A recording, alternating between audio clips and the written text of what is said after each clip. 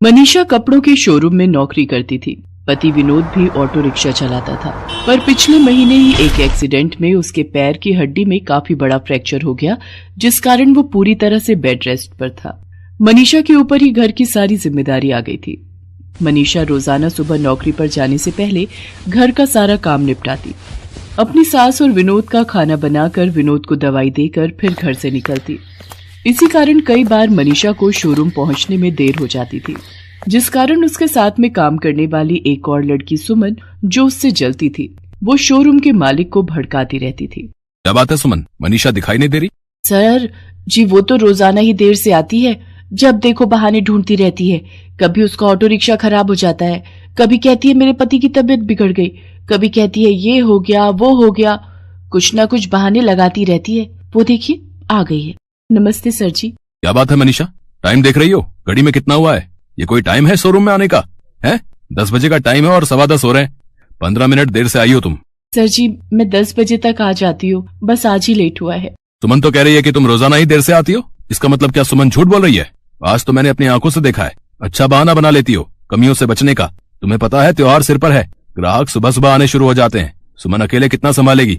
जाओ जाकर काउंटर पर खड़ी हो, और दोपहर का लंच आज तुम्हें सिर्फ 15 मिनट का ही मिलेगा, आधे घंटे का नहीं। मनीषा चुपचाप काउंटर पर जाकर खड़ी हो जाती है और ग्राहकों को कपड़े दिखाने लगती है। सुमन मन ही मन हंस रही थी, क्योंकि मनीषा की डांट पड़ने पर वो बहुत खुश थी। मनीषा सुबह से भूखी थी, क्योंकि घर के कामों में उसे अपने लिए कुछ खाने का समय ही नहीं मिला। वो बेचारी पूरा दिन खड़े होकर काउंटर पर ग्राहकों को देखती रही, और सुमन बार बार बहाने से स्टोर रूम में जाती और कुछ न कुछ खा पी कर फोन पर लग जाती। मनीषा ने पूरा दिन कुछ भी नहीं खाया था, और शाम को भी जब वो घर पहुंची तो घर के कामों में लग गई।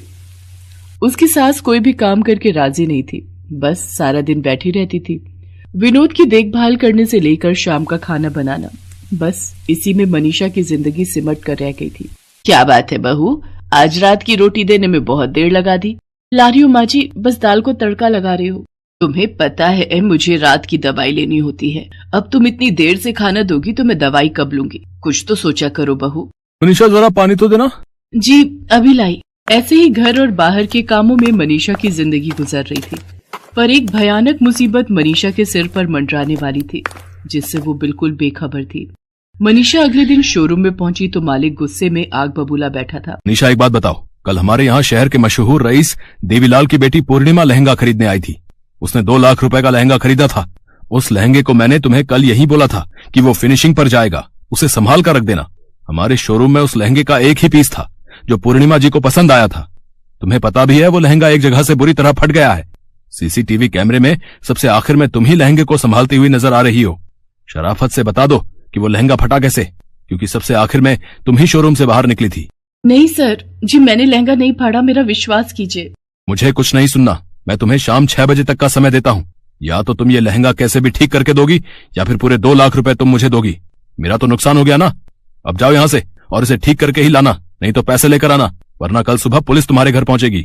मनीषा रोती बिलखती रही, पर शोरूम का मालिक उस पर बिल्कुल भी दया नहीं कर रहा था। मनीषा रोती हुई घर लौट रही थी, तभी उसकी नजर सड़क पर एक बूढ़ी औरत पर पड़ती है, जो सड़क पार कर रही थी और गाड़ी उसके सामने आने ही वाली थी। मनीषा झट से उस बूढ़ी औरत को गाड़ी के आगे आने से बचा लेती है। अम्मा संभाल कर, अभी गाड़ी से आपको चोट लग जाती। शुक्रिया बेटी, जीती रहो। क्या करूं, आंखों से दिखाई नहीं देता, इसलिए सड़क पर गाड़ी निकलने की भनक ही नहीं पड़ती। अम्मा आपके हाथ से ये पोटली गिर गई थी, ये लीजिए। बेटी तुम जानती हो इस पोटली में एक रेशमी कपड़ा है, जिससे हम अपनी पसंद की कोई भी जादुई पोशाक बना सकते हैं। किसी जमाने में मैं एक बहुत बड़ी जादूगरनी थी, और इस कपड़े की सहायता से बहुत सुंदर सुंदर पोशाक बना लिया करती थी। पर अब उम्र के साथ मेरी आंखें भी कमजोर हो गई हैं, और मैं नहीं चाहती कि मेरे बुढ़ापे का फायदा उठाकर कोई इस कपड़े को चुरा कर ले जाए। इसलिए इसे पोटली में बांधकर अपने साथ रखती हूँ। पर मुझे लगता है अब मैं ज्यादा दिन तक इस दुनिया में नहीं रहूंगी, और मेरा इस दुनिया में कोई भी नहीं है। इसलिए ये रेशम का कपड़ा मैं तुम्हें देती हूँ।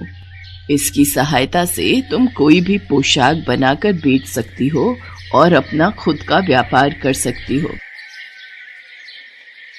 अम्मा, आज तो आप सचमुच मेरे लिए भगवान का कोई रूप बनकर आई हो।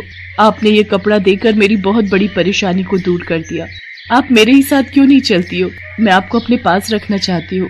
नहीं बेटी, अब मैं उम्र के इस पड़ाव पर हूँ कि मुझे 4 धाम की यात्रा करनी है, इसलिए मैं तो बस प्रभु के चरणों में ही अपने आखिरी दिन गुजारना चाहती हूँ। मनीषा से विदा लेकर वो बूढ़ी औरत वहाँ से चली गई।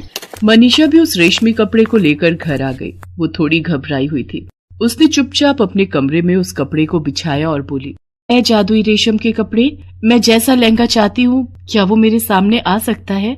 देखते ही देखते मनीषा के सामने हूबहू वैसा ही लहंगा आ जाता है जैसा शोरूम से गायब हुआ था। मनीषा खुशी के मारे उछल पड़ती है।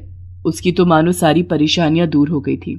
वो अच्छे से उस लहंगे को पैक करती है और शोरूम पर लेकर पहुंचती है। लहंगे को बिल्कुल ठीक हालत में देखकर शोरूम का मालिक हैरान रह जाता है। अब उसके आगे प्रश्न करने का कोई मतलब ही नहीं बनता था। सर जी, मैं आपके शोरूम की नौकरी छोड़ रही हूँ। जहाँ पर विश्वास न हो ऐसी जगह पर काम करने का कोई फायदा नहीं है, मुझे माफ कीजिएगा। मनीषा नौकरी छोड़कर घर आ जाती है। मनीषा ने रेशम के कपड़े की सहायता से सुंदर सुंदर जादुई लहंगे बनाकर शहर की बड़ी दुकानों पर बेचने शुरू कर दिए। लहंगे देखने में बहुत सुंदर थे, इसलिए वो ग्राहकों को बहुत पसंद आने लगे।